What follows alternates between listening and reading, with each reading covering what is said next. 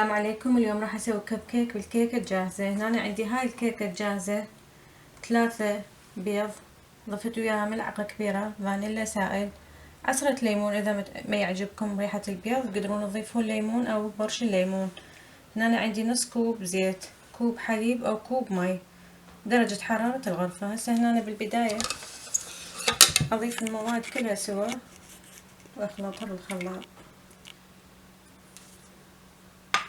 طبعا هنا أنا من بديت اشتغل بها فتحت الفرن على درجة الحرارة 350.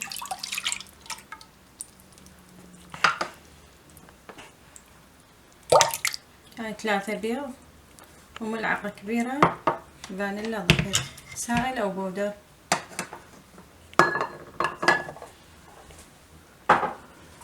هسه اضيف الطحين هذا الجاهز، اي نوع يعجبكم تقدرون تضيفوه بالكاكاو او ابيض، هاي حسب الرغبة.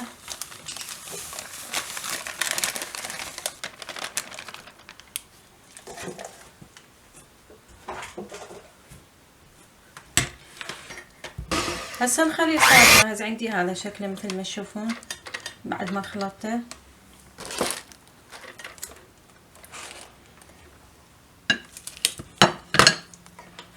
اليوم راح اسويها الكب كيك بالبسكت مال ايس كريم. هذا البسكت اللي عندي مال ايس كريم.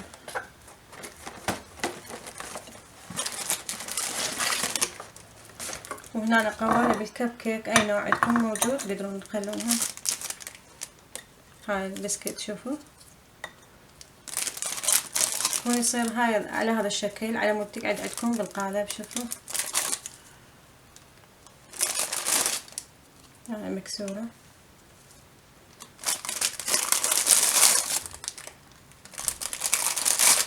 بعد ما كملت البسكت مثل ما تشوفون بالقالب مال الكب كيك راح اخليه فد مقدار، ما اترس البسكت كله لان بعد بالفرن راح يتكاثر.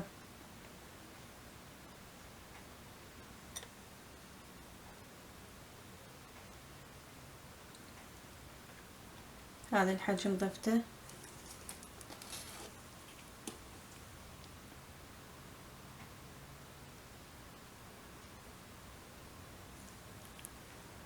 وبعد ما اكملهم ادخلهم بالفرن. هسه هنا أنا عندي الكب كيك صار جاهز مثل ما تشوفون شكله. طبعا خليته 350 درجة حرارة الفرن، بس على الجوة خليته على الخانة الجوة. اخذ من عندي الوقت من 15 ل 20 دقيقة، لا تخلونه اكثر لان يحترق. هسه شلون اعرفه انا؟ من 15 دقيقة تشيكوا عليه. هاي العودة عندي وراح ادخلها هنا. شوفون انا عندي العودة ناشفة عندي العودة. اذا لقيتوها رطبة يعني بعد ما مستوي الداخل. ومو ترسون البسكت مثل ما قلت لكم هواي على مود ما ينزل لي جوا ويصير شكله مو حلو. من تخلون قليل بيها البسكت شوفوا شلون عندي نفشت وتستوي بسرعة.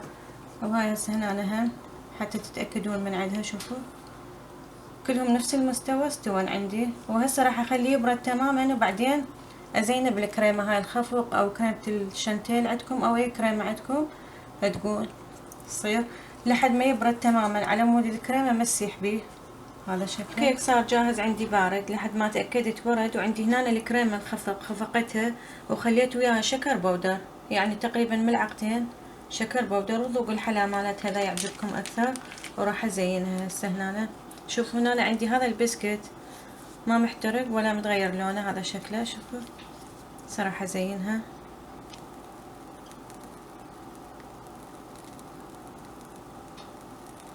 مع ان هواي بنات يقولون جهانا ما يشربون الحليب او ما ياكلون البيض، فمن يسوون هاي الطريقة راح تعجبهم. وهسه زينها بالسبرنقل مال الكيك اذا عندكم. شوفوا شكلها صارت هنا مثل ايس كريم.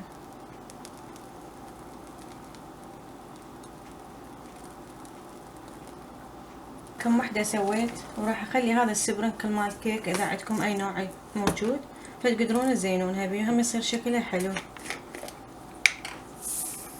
هاي قليلة رشة. شوف شكلها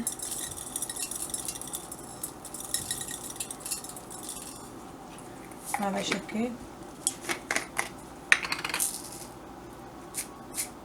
عندي هنا هم شكل. هاي مرات من يصير عيد ميلاد تقدرون تسوونها للأطفال وهم بشكل جديد. وهذا عندي نوعها راح أزينه بيه. وهاي السبرنكل الموجود عندكم تقدرون تسوون هاي الأشكال. وهسه راح أكمل وأشوفكم النهاية. الطبق صار جاهز عندي مثل ما تشوفون شكله. خليته بصحن التقديم وعلى هذا الشكل يتقدم. وألف عافية.